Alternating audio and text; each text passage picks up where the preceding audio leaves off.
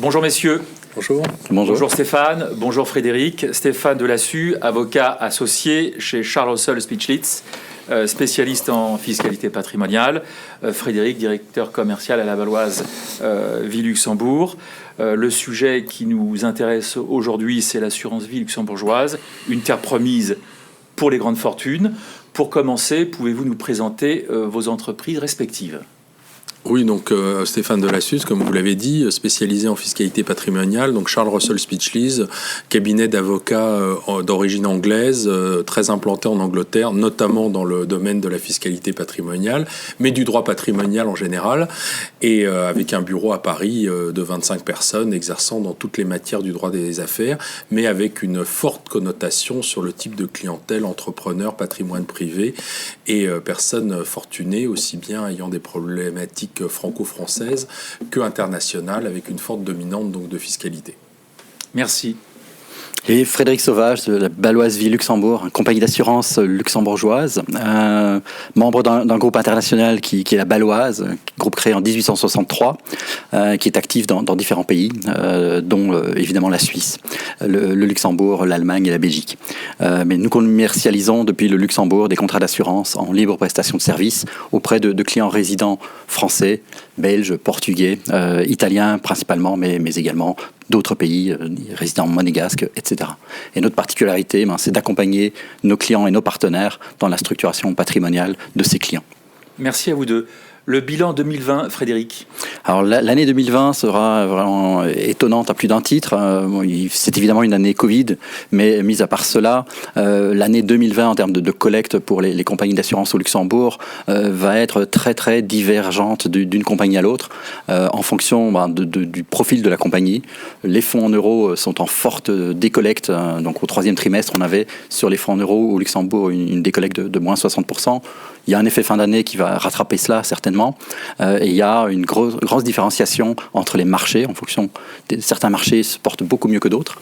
Et également, certaines compagnies sortent du lot. Nous avons la chance d'en faire partie et d'autres compagnies sont un peu en train de boire le bouillon, malheureusement pour elles. Alors pourquoi choisir un contrat luxembourgeois ? Alors, l'avantage du contrat d'assurance vie luxembourgeois, il ne doit pas s'opposer au contrat français. On ne fait pas le choix entre Luxembourg-France. On choisit des contrats d'assurance pour répondre à des problématiques. Les différentes problématiques que nous rencontrons sont les suivantes. Il y en a une qui est typique, c'est les assureurs luxembourgeois, par le fait qu'ils opèrent sur plusieurs pays, connaissent la fiscalité, le droit civil des pays dans lesquels ils opèrent. Et donc, nous sommes bien positionnés pour permettre un dialogue entre des législations différentes. Donc on va être extrêmement bon pour accompagner un Français qui va s'installer au Portugal, un Français qui vient en Belgique, et notre différenciation, elle vient de là. Mais on a également, et c'est un point important, l'avantage d'avoir un cadre juridique et réglementaire qui est différent des cadres des autres pays et qui est beaucoup plus protecteur pour l'épargnant en général, et également un cadre juridique qui offre beaucoup plus de liberté. Merci Stéphane. Les avantages de l'assurance vie en matière de transmission sont-ils préservés avec les contrats luxembourgeois ? Oui, l'idée majeure, c'est qu'un contrat d'assurance vie, d'un point de vue de la fiscalité française, donc je parle pour un résident fiscal français, qu'on le souscrive au pas de sa porte, dans sa banque ou chez son assureur à Paris ou à Clermont-Ferrand, ou bien dans la bonne ville de Luxembourg, à part quelques contraintes administratives, papiers à remplir, en tout cas au bout du compte sur la fiscalité de la transmission et la fiscalité des revenus, qui sont les deux grands cadres de la fiscalité de l'assurance vie, il y aura une neutralité parfaite. Donc effectivement, moi je vois dans ma clientèle au-delà d'une fortune liquide de 2 ou 3 millions, l'assurance vie luxembourgeoise devient un impératif. Pourquoi ? Parce que les gens cherchent de la sécurité et de la diversification. Donc la sécurité, Frédéric en a parlé, il y a la garantie de l'État luxembourgeois, il y a la place financière de Luxembourg, et puis il y a aussi la sécurité de ne pas avoir ses œufs dans le même panier, donc on peut choisir plusieurs compagnies d'assurance vie françaises, mais pourquoi aussi ne pas mettre de l'argent à l'étranger? Alors bien sûr, en toute légalité, il suffira de remplir un petit formulaire joint ou cocher une case dans sa déclaration d'impôt sur le revenu pour dire qu'on a un contrat d'assurance vie à l'étranger, mais tout ça est légal, et tout ça vous permet de mettre de l'argent à l'étranger hors de France. On l'a vu en période de crise économique, les gens aiment bien avoir un petit peu plus de sécurité. Donc là, le Luxembourg, on est dans un pays francophone, on est dans le mécanisme de l'assurance vie qui est du droit civil français à l'origine, donc on connaît très très bien, et on peut mettre donc de l'argent en toute sécurité à l'étranger.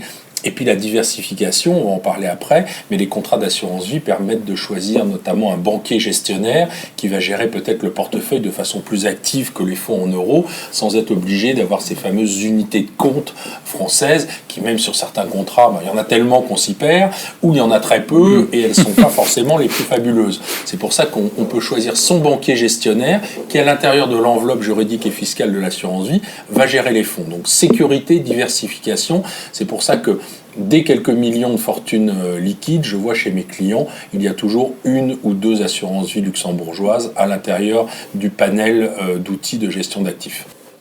Frédéric, sécurité, diversification, ce sont les avantages d'une assurance vie luxembourgeoise? Pas seulement, donc la sécurité certainement, le cadre juridique a été conçu pour protéger l'épargnant, qui, il y a toute une série de mécanismes, je ne vais pas les répéter ici.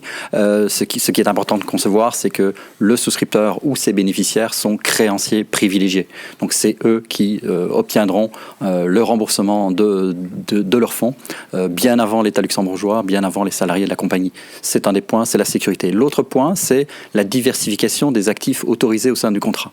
Alors le Luxembourg offre un cadre qui est génial. Dès qu'on a un client qui a 1 million de patrimoine à investir dans un contrat d'assurance, nous on va le qualifier de souscripteur de type D et il aura accès en fait à tout produit financier au titre de MiFID.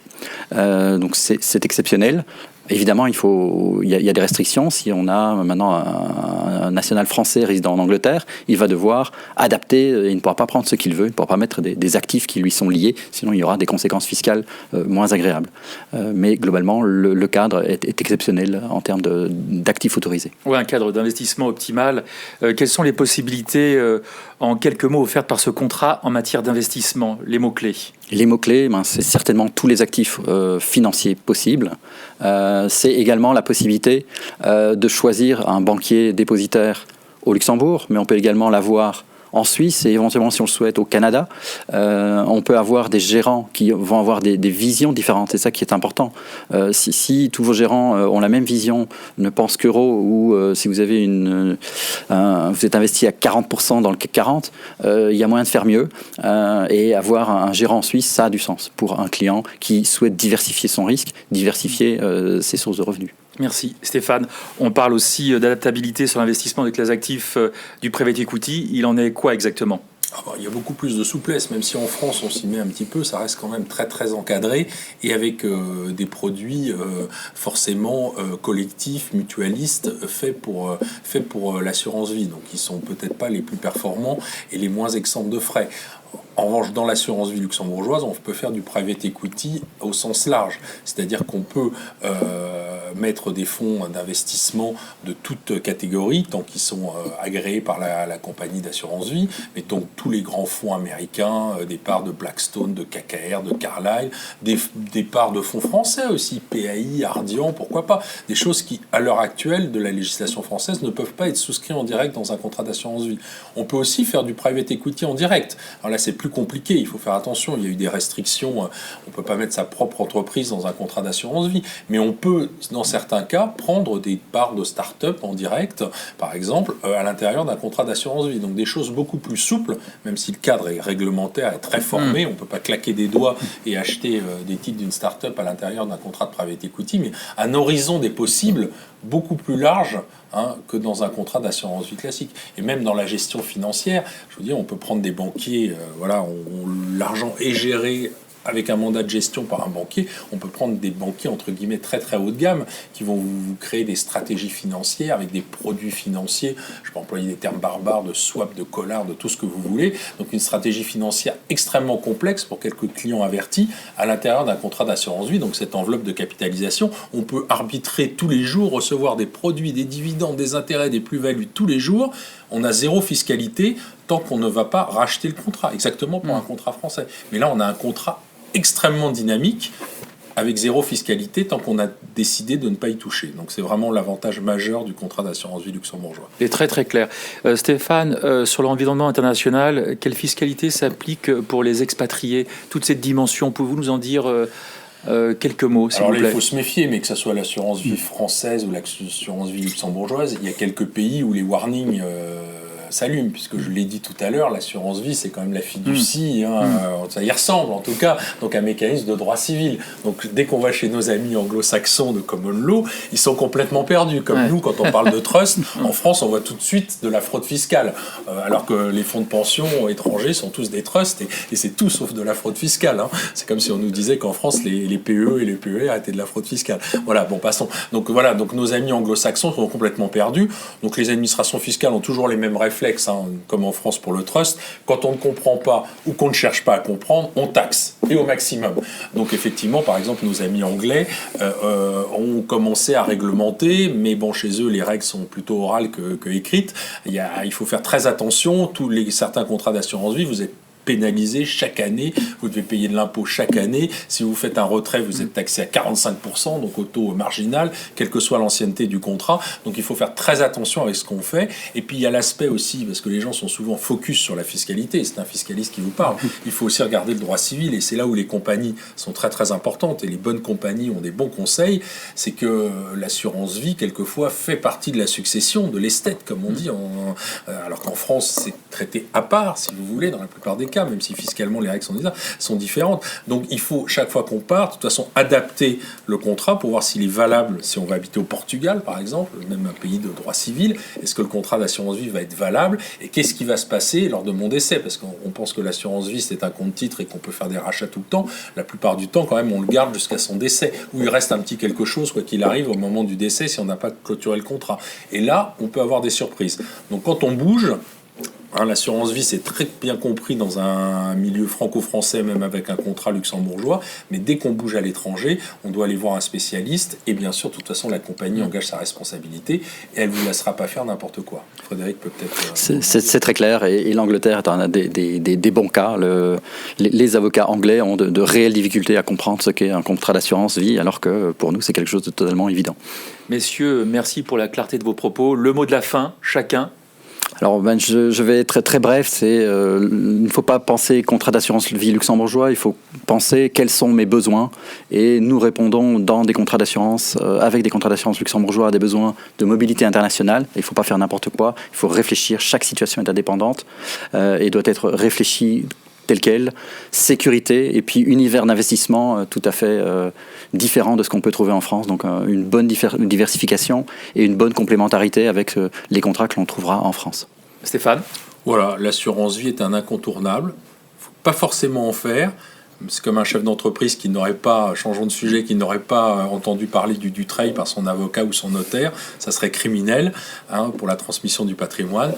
Dès qu'on est dans une tranche de gestion de patrimoine, de banque privée, j'ai envie de dire, ne pas avoir entendu parler par son banquier, par son avocat ou par son assureur de la possibilité d'un contrat d'assurance vie au Luxembourg, c'est criminel, même s'il ne faut pas forcément le faire. C'est peut-être pas le bon outil au bon moment. Il faut au moins en avoir entendu parler et l'avoir envisagé. Messieurs, merci. Merci Laurent.